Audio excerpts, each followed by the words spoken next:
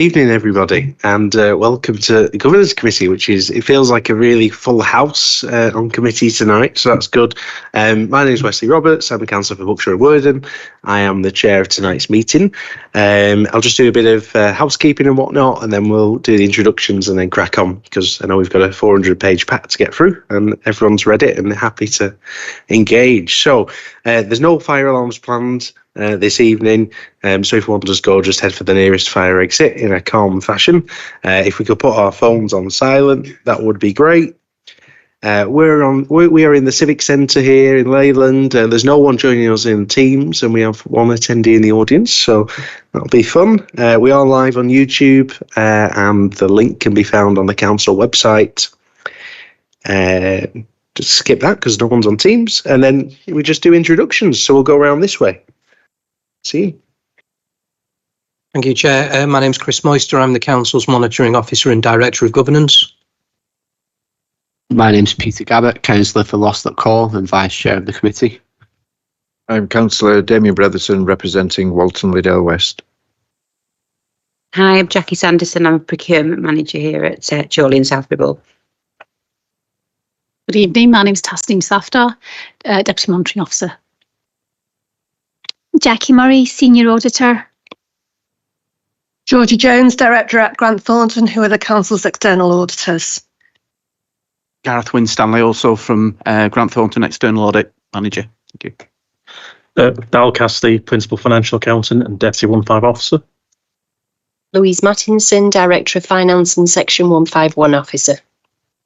Councillor Emma Stevens, Bamber Bridge East. Councillor James Gleeson, Cart Green, Gregson Lane. Councillor Karen Walton, I represent Farrington West and I'm substitute tonight for Councillor Margaret Smith. Councillor Ange Turner, representing Broadoak, Penworth and Ward. Claire Gornall, Democratic Services Officer. Thanks. Lots of new faces. First meeting for Councillor Gabbett as Vice Chair, and then we welcome Councillor Gleeson and Councillor Stevens, and then there is a departure, but more on that later. Let's get going. So, agenda item 2, declarations of interest. Are there any declarations of interest? No? Okay, that takes us to agenda item 3, which are the minutes of the last meeting. Members advise this item can be found on page starting 5 on the main agenda item pack. Does anybody have any comments on the minutes of the 24th of September? I feel like there was only maybe me and Councillor Turner here. Would you be willing to propose them, Councillor Turner? Thank you, and I'll second them if I can do that. Yeah, perfect. And then we'll just confirm that they're right. That's us too. So, and then I'll sign them later. That takes us to agenda item 4. Members are advised that this item can be found starting on page 9 of the main agenda item pack. And I'll invite Georgia to present the paper. Thank you, Chair. So this is our auditor's annual report. So this is the report setting out the findings from our value for money work for the year ending 31st of March 2024. Just to remind members that the value for money work does not make a judgment on whether the council provides value for money, but looks at whether you have the arrangements in place in order to do so. So the key thing to look at first is page 6 of our report, which is page 14 of the agenda. And that, as you can see, is the summary. So as you can see, we've got the 2022-23 judgments and the 2023-24 judgments for comparison there. So you can see it's actually an improving picture from last year. So in 22-23, we'd carried over some of the risks of significant weakness that we found in the previous year because of the timing of the reporting. For 22-23, the council hadn't really had time to implement the recommendations, so they remained as weaknesses in our report. However, this year we've carried out further work. We've looked at the actions the council has taken in respect of those significant weaknesses that we previously identified, and we're satisfied that those recommendations have now been addressed and actioned. So we don't have any significant weaknesses for 23-24. The amber ratings show that we have made some improvement recommendations. So for your information, improvement recommendations are really around good practice. So we're not saying there's anything fundamentally wrong with the arrangements the council has. We're just saying we're making some improvement recommendations, which if the council wanted to kind of adopt those, it would potentially be best practice or good practice. So the remainder of the report goes through the 3 different areas that we look at, the 3 different criteria, which is financial sustainability, governance, and improving economy efficiency and effectiveness. I don't propose to kind of talk through all of that in detail because you can see the different criteria we looked at, our findings and the assessment against each. And then after each section, the relevant recommendations for that section. So I'm happy to take any questions on that, Chair. Thanks very much, Georgia. Is there anybody on committee that would like to ask a question or any points of clarification? I'll just add that I was really pleased to see us shift away from some of the reds to amber. Obviously, we always like to see greens, but in the spirit of kind of, because it includes improvement recommendations, there's always continuous improvement. So, but maybe we'll see a green next year. Who knows? But I was pleased to see that. But is there anybody else before we move on? Okay, perfect. Thank you very much, Georgia. So members are just asked to note that report. And that takes us to external audit findings report. So this members are advised to find this on the agenda supplement pack, pages 3 through to 50. And then that's back over to Georgia. Oh, sorry, Gareth. Yeah, thank you. Thank you, Chair. I'll take this report. So the report that you've got before you this evening is our audit findings report. And this summarises the final accounts work that we've been doing recently on your 2023-24 financial statements. Similar to Georgia, I won't go through the report page by page, but just sort of highlight the salient points and then happy to take any questions. So if I'm going to draw your attention to page 4 of our report, which I think is page 6 of the report. And here we identify that the work is substantially complete, and we're pleased to report that management have only been required to make one trivial adjustment to the comprehensive income and expenditure statement that also impacts on unusable reserves, and that adjustment is in the magnitude of £23,000. So in the scheme of our materiality, that is trivial in nature. We've also identified during the course of our audit 2 potential audit adjustments that management have decided not to amend for. That isn't unusual. We highlight those in Appendix D, and the reason that these haven't been amended is that they are not material in nature. A review of the disclosure notes highlighted a small number of potential disclosure changes. They're highlighted on page 35 of the report, page 37 of the pack, and we're pleased to note that management have addressed all those disclosure changes and amended those in the revised accounts. We've made a small number of audit recommendations that they're detailed later on in the report, and again pleased to report that management have taken on board those recommendations, have agreed them, and have provided an assessment of what they intend to do going forward around those areas. The audit is substantially complete, as I mentioned.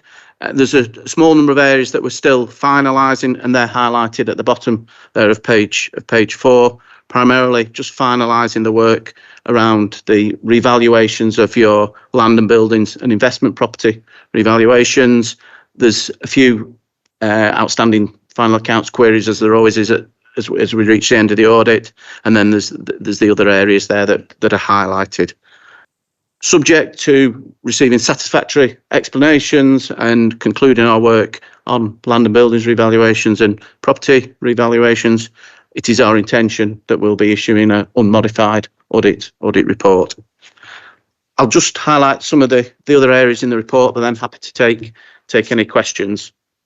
On page 5 or page 7 of your pack, we highlight that we've not been required to exercise any of our statutory powers or duties during the course of the audit, and we've not encountered any significant difficulties as the audit has progressed over the last few months. On page 8 of our report, or page 10 of the pack, we highlight what we deem our materiality threshold. And this is where we form an opinion whether the accounts are materially correct, and we set a benchmark that allows us to form that judgment. And we highlight the figures there on page 8 of the report. You'll also notice to the left on that page, we highlight that those figures have been updated since we submitted our audit plan in April this year. And that's not unusual. That's primarily because in the plan, we base materiality on the previous year's accounts. Once we get those, we for the current year, we do an assessment and we've updated the figures as you can see there. The next few pages, pages 9 to 13 or 11 to 15, just highlight what we deem are significant risks, and those were highlighted in the audit plan. And those generally are pretty generic risks that you would find in most audit plans at most audits. We highlight on those pages the work that we have done to address those risks. A couple of observations have been made around journal procedures, which are highlighted on page 9. However, we're pleased to report that from our review of journals, we were satisfied that all those were appropriate and within the line of sort of normal course of business that we would have expected. I just then wanted to highlight perhaps Appendix D, which is a summary of the auditor amendments that have occurred. That is on page 34 of the report, or page 36 of the pack. As mentioned, there are no audit adjustments that we've been required that aren't trivial. The one that was made was of a trivial nature, and we highlight there the 2 unadjusted misstatements that we've identified, but which management have chose not to amend because they weren't material. The disclosure changes are highlighted on the next page, and again, as I say, management have addressed those. I wasn't necessarily intending to go through the report in any further detail, but happy to take any questions. Thanks so much, Gareth. Really helpful. Are there any comments on Councillor Brereton? Yeah, thank you, Chair. I just noticed on page 15, under financial statements, significant risks, where it refers to the valuation of the defined benefit pension fund net liability. It says the council's pension fund net liability is 2.4 billion. I'm just wondering if that should be instead of a comma, should that be a dot? Or is that referring to Lancashire County Council maybe?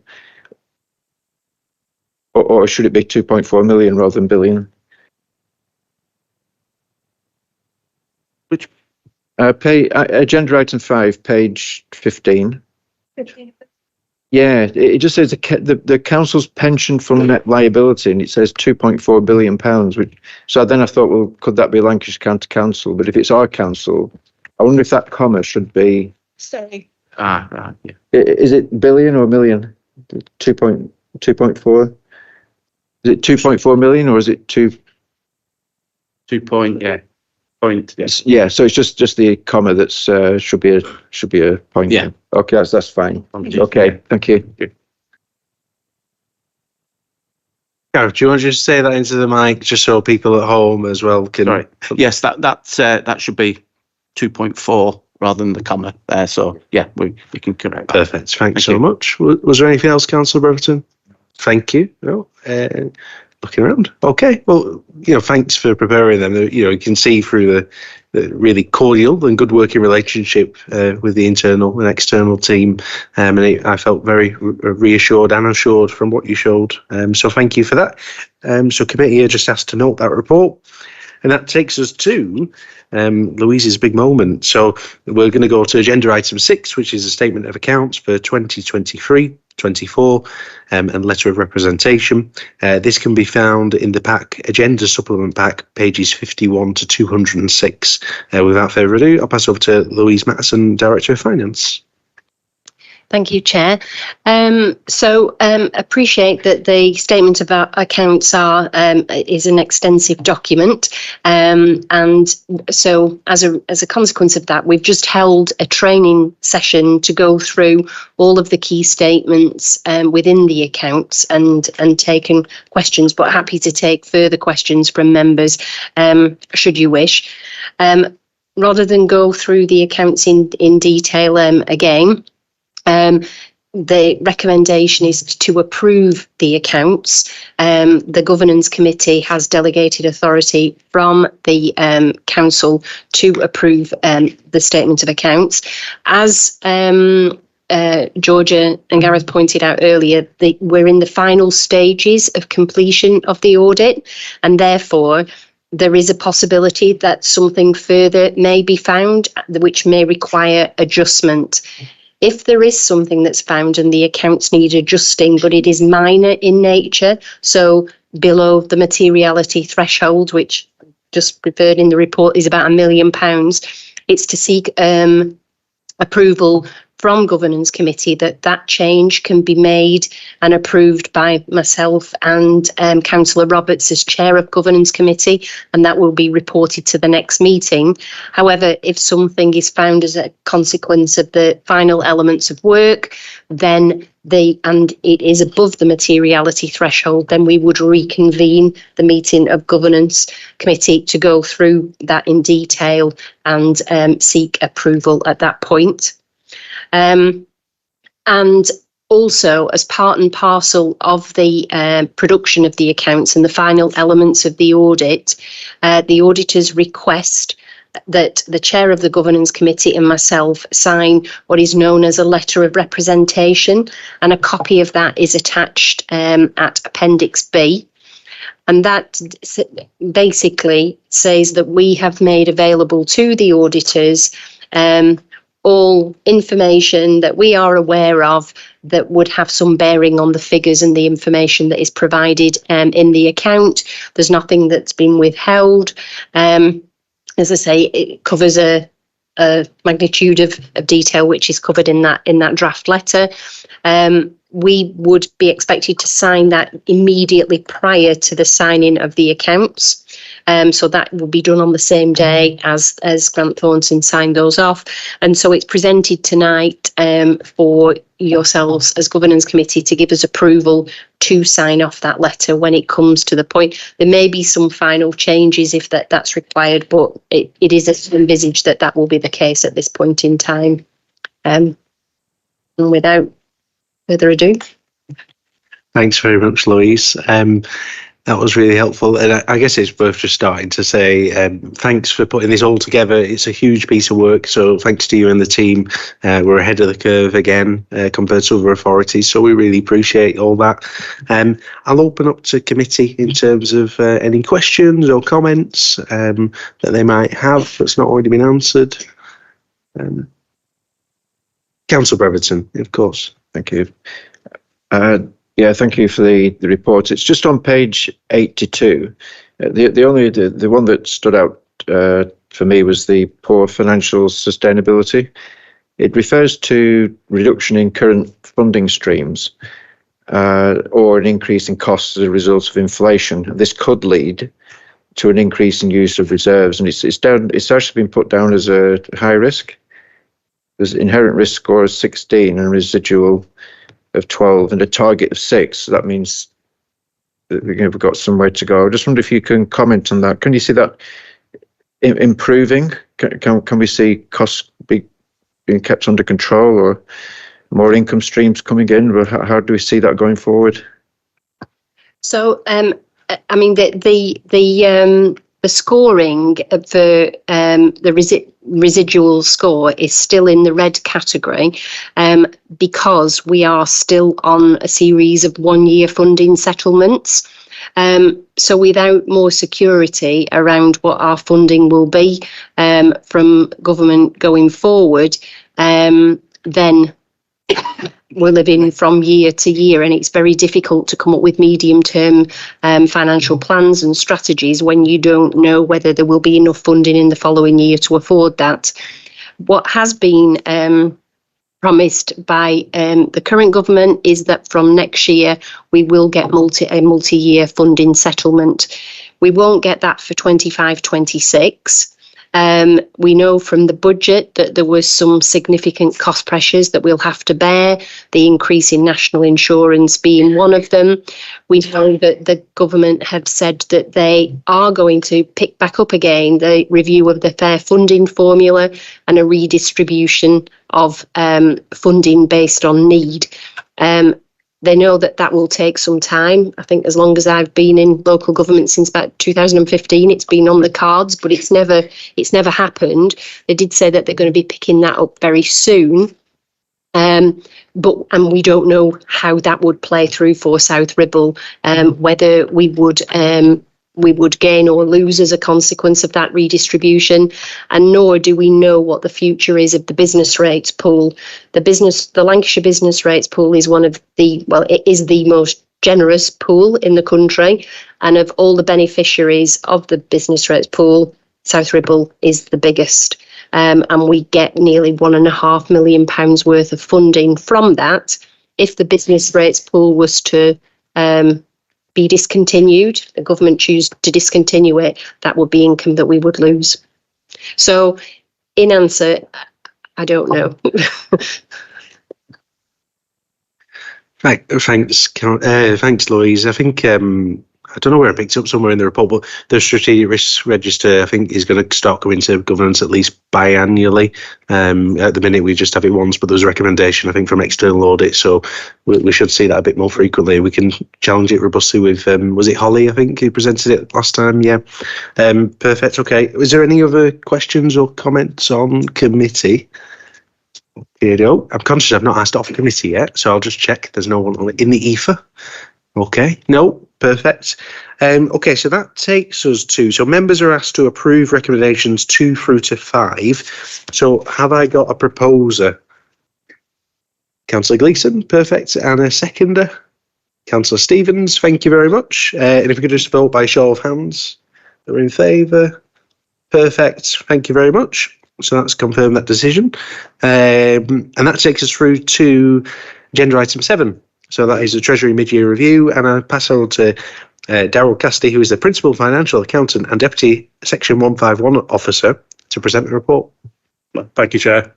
Purpose of this report is naturally to report the Treasury mid-year performance and also indicate with the prudential indicators as of the 30th September in this financial year.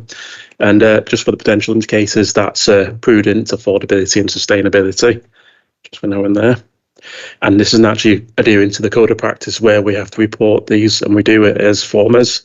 The outturn report that came into last governance committee, the mid-year review and the strategy, which will happen in next February.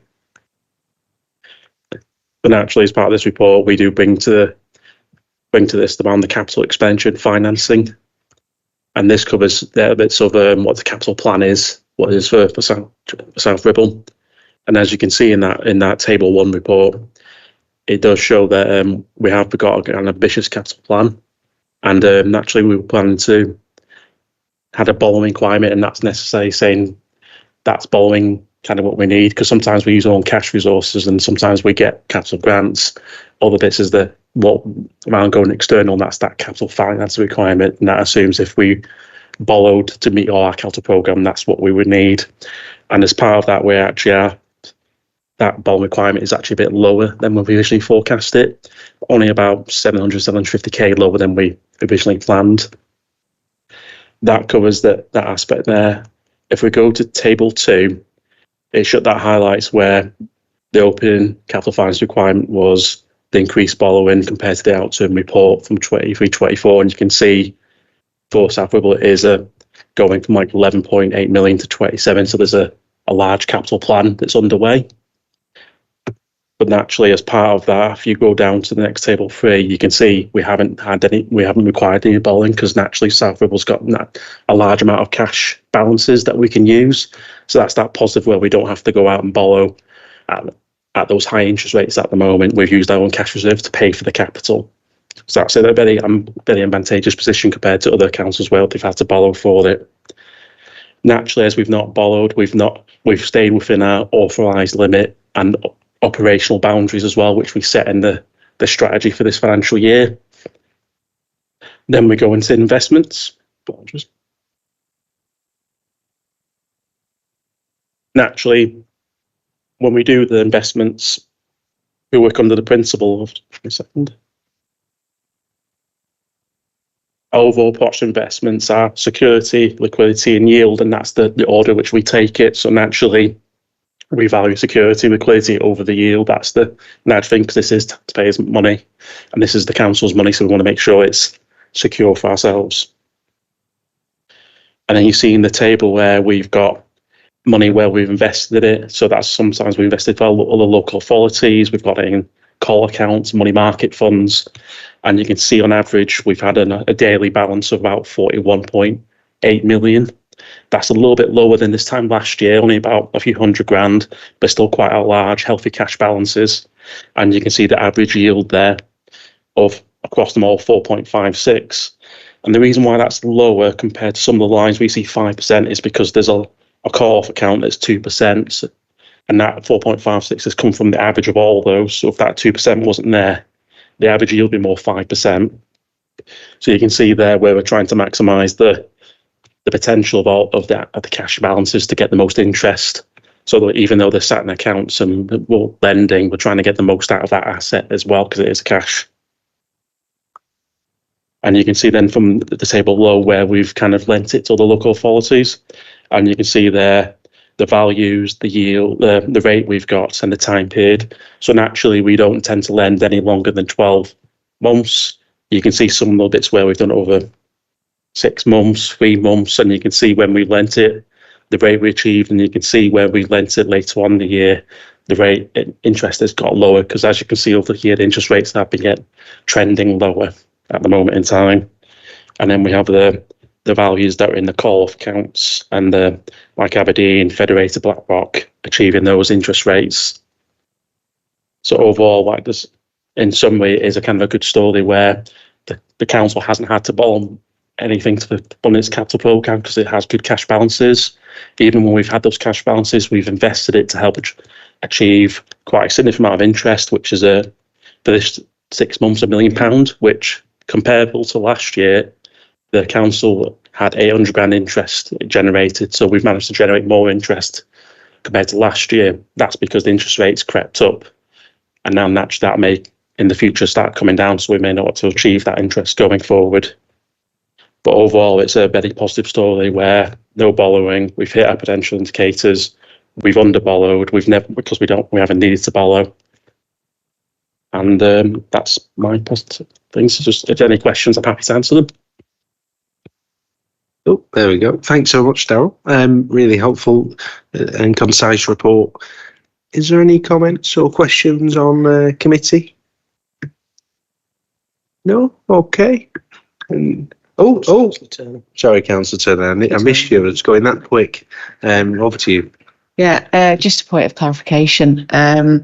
When we talk about, and I've looked at the narrative, so I can't see it. Maybe it is there, but you talk about interest rates. Is that gross or net? I mean, do we pay tax? Thanks. Yeah, no, it is gross figure. We don't pay tax on our interest. We recoup that. Yeah. Great, thanks. Any other comments or questions? No, and doesn't look like there's any off committee either.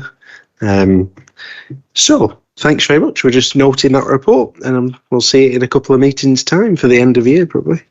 Agenda item 8. Annual review of counter-fraud policies. Members advise this item can be found starting on page 65 of the agenda supplement pack. And no, actually, I think that's the 65 of the main pack, I think it is. No, it's agenda item, sorry. And I'll pass over to Jackie Murray to present. Hello, good evening. So this is the annual review of the Council's counter-fraud policies. This is our anti-fraud, bribery, corruption statement, our fraud response plan, whistleblower policy, and our anti-money laundering policy. Copies of each of these policies are set out in the appendices A to D. So by having these policies in place, it allows the Council to demonstrate that we promote and ensure probity and propriety in the conduct of our business. It also reinforces our commitment to the prevention and detection of fraudulent activity. The policies, there's no major changes been made. We've basically reviewed to make sure that it reflects the organisation as it stands and that all the contact information is correct, that it complies with the current best practice and legislation. When we relaunch these policies each year, we also support them with our mandatory e-learning, and we also provide face-to-face training for operational staff on fraud and whistleblowing as well. Once approved, the policies will be available on the intranet and our external website.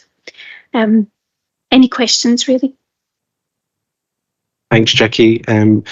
Are there any comments or... Oh, Councillor Walton, nice to have you with us. Hi, thank got you a very much. question. Yeah, just a question about when these policies are renewed. Are they renewed on a regular basis, or is there, a process that they will be brought to committee and reviewed regularly?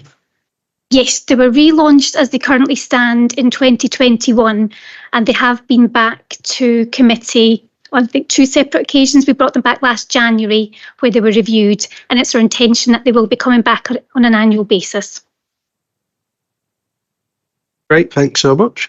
Any other comments or questions on this? No? Great. I thought it was a really good paper, show good practice in the organisation. So thanks, Jackie.